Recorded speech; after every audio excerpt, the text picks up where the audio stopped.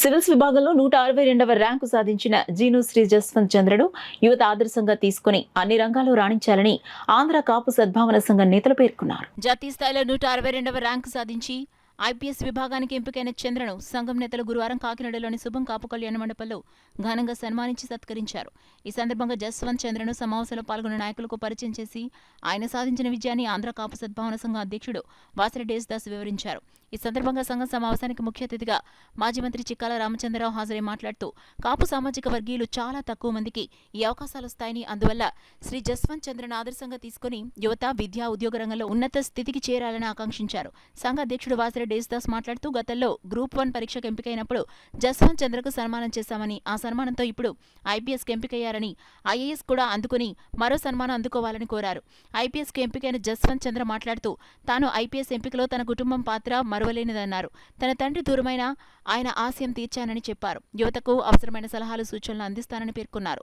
అనంతరం కాపు సద్భావన సంఘమునకు చెందిన నేతలు జస్వంత్ చంద్రకు పుష్పగుచ్చాలిచ్చి సాల్వా కప్పి సన్మానించారు. ఈ కార్యక్రమంలో కాపు సద్భావన సంఘ నాయకులు బస్వా ప్రభాకర్ రావు, అడప ప్రకాష్ నాయుడు, పి సేతు మాధవరావు, కనకపర్తి నూకరాజు, గొల్లపల్లి లక్ష్మణరావు, అడ్డాల శ్రీలక్ష్మి, అడబాల సత్యనారాయణ, జాజిపైన వెంకటేష్, గుర్రాల సంజయ్, బైరెడ్డి రాజు, గుండు శ్రీనివాస్, వాసిరెడ్డి చిట్టిబాబు, చిక్కాల అబ్బు, తుమ్మలపల్లి వాసు, నిరంజన్ నాయుడు, దొడ్డిపట్ల అప్పారావు తదితరులు పాల్గొన్నారు. మంత్రి వాదుతో సమానం అటువంటి విధానంలో ఉన్నటువంటి ఈనాడు మరి మన జస్వంత్ గారిని అందరూ కూడా మరి అందరూ అభినందిస్తున్నాం. ఈనాడు ఇప్పటికే ఆలస్యమైంది, ఈ కార్యక్రమం సమావేశం పెట్టడం ఆలస్యమైంది.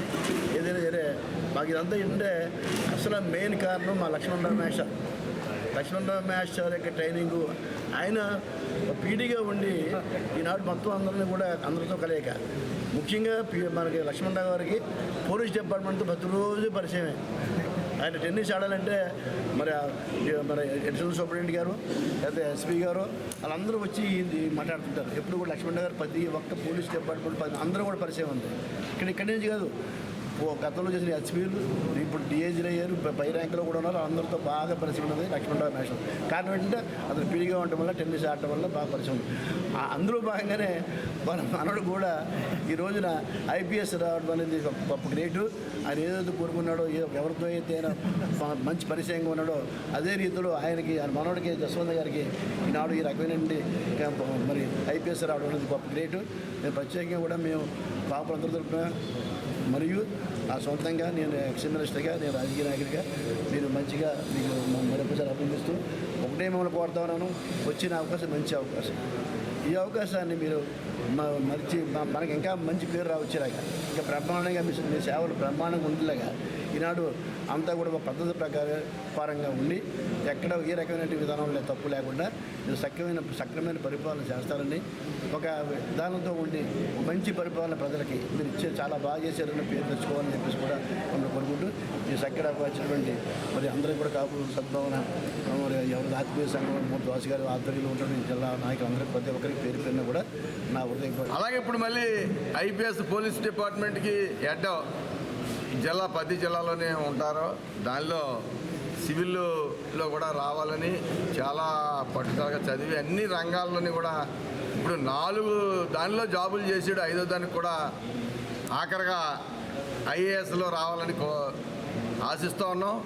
ఆయన తప్పకుండా ఆ జాతి కోరిక నెరవేరుస్తాడని చెప్పి కోరుకుంటూ ఇటువంటి కార్యక్రమాలు అందరూ కూడా ప్రోత్సహించవలసిన అవసరం ఉంది.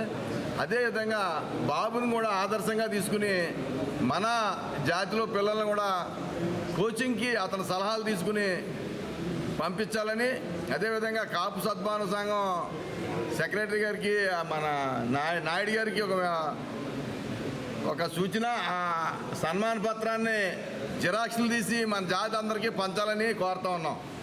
ఎందుకోసం అంటే ప్రతి ఒక్కరికి అవసరం, అది ప్రతి ఇంట్లో పెట్టుకుని ఇలాగే మనం అందరం కూడా ఎదగాలన్న ఆలోచన ప్రతి ఒక్కరి ఇంట్లోనే కలగాలని చెప్పి జిరాక్స్లు తీయించమని అందరికీ ఇవ్వాలని కూడా కోరుతా ఉన్నాం.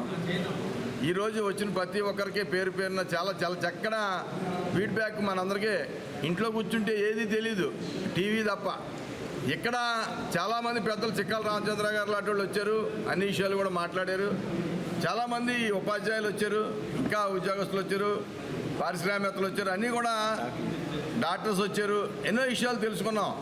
అసలు గవర్నమెంట్ దగ్గర ఉన్న కీని తీయాలని మన యశ్వంత్ చెప్పడం అంటే ఒక చరిత్ర. ప్రపంచంలో ఎవడో కూడా యశ్వంత్తో చెప్పడం అంటే ఒక చరిత్ర. ఇందాక ఆయన చెప్తే నాకు అర్థమైంది. గవర్నమెంట్ కూడా సూచనలు మనోడి ద్వారా ఇచ్చి దాన్ని యాక్ట్ ఏదైతే ఉందో తప్పని చెప్పి నిరూపించుకోగలిగాడంటే ఇది ఒక చరిత్ర, మామూలు చరిత్ర కాదు అని చెప్పి సందర్భంగా. అలానే కాపు సంఘం గురించి మాట్లాడితే ఎప్పుడు ఎవరు అచీవ్ చేసినా సరే ప్రోత్సహించడంలో ఎప్పుడు ముందున్నారు. నాకు 2 సంవత్సరాల ముందు 314 ర్యాంక్ వచ్చిందండి సివిల్ సర్వీస్ ఎగ్జామినేషన్లో. అప్పుడు కూడా నన్ను ఇక్కడే సన్మానించడం జరిగింది. సో ఇలానే మరింత మందిని ఎవరేం సాధించినా సరే, ఏ అచీవ్మెంట్ వచ్చినా సరే ప్రోత్సహించడంలో ముందుండడం చాలా ఇంపార్టెంట్. ఎందుకంటే దాన్ని చూసి మిగతా వాళ్ళకి కూడా ఒక ఇన్స్పిరేషన్ వస్తుందండి.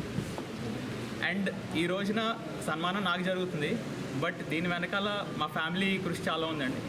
లైక్ మా మదర్ గవర్నమెంట్ స్కూల్ టీచర్. చిన్నప్పటి నుంచి ఆవిడిచ్చిన సజెషన్స్ కానీ, అలానే మా డాడీ ఇప్పుడు లేరు, ఆయన కూడా ఆశయం ఉండేది నాకు చిన్నప్పటి నుండి ఇలా ఐఏఎస్ ఆర్ ఐపీఎస్ చేయాలని. అలానే తాతగారు, నేను చిన్నప్పటి నుండి తాతగారి ఇంట్లోనే పెరిగాను. తాతగారు, అమ్మమ్మ వీళ్ళందరూ చేసిన సపోర్ట్, మా మేనమావలు వీళ్ళందరి సపోర్ట్. సో ఈ రోజున సన్మానం నాకు జరుగుతుందండి, కానీ ఈ వెనకాల వీళ్ళందరి కృషి, వీళ్ళందరి సహకారం చాలా ఉంది. ఈవెన్ నేను ఐఐటి కాన్పూర్ నుండి గ్రాడ్యుయేట్ అయ్యి తర్వాత శాంసంగ్ R&Dలో జాబ్ చేస్తున్నప్పుడు దాన్ని వదిలేసి సివిల్ సర్వీసెస్ ప్రయత్నిస్తానని చెప్పినప్పుడు కూడా వెంటనే వీళ్ళు సపోర్ట్ చేశారు. అండ్ ఆ సపోర్ట్కి ఫలితం ఈరోజు ఈ సన్మానం అవుతుందండి. సో అందరికీ, ఆ ఫ్యామిలీ అందరికీ కూడా ఇక్కడ కొంతమంది ఉన్నారు, కొంతమంది లేరు, వాళ్ళందరికీ కూడా థ్యాంక్ యూ. అండ్ ఇటు వచ్చి ఈరోజు కూడా కొంతమంది నన్ను అడిగారు, మీలో పెద్దలు మా పిల్లలు కూడా సివిల్ సర్వీసెస్ ప్రిపేర్ అవుతున్నారు, వాళ్ళకు కూడా సూచనలు ఇవ్వండి. తప్పకుండా అండి, అది నా బాధ్యత.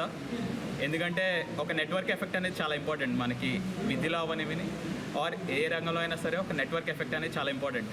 సో తప్పకుండా నాకు సాయం చేసిన వాళ్ళు చాలామంది ఉన్నారు, నా గ్రాడ్యుయేషన్ వాళ్ళు కానీ అలా.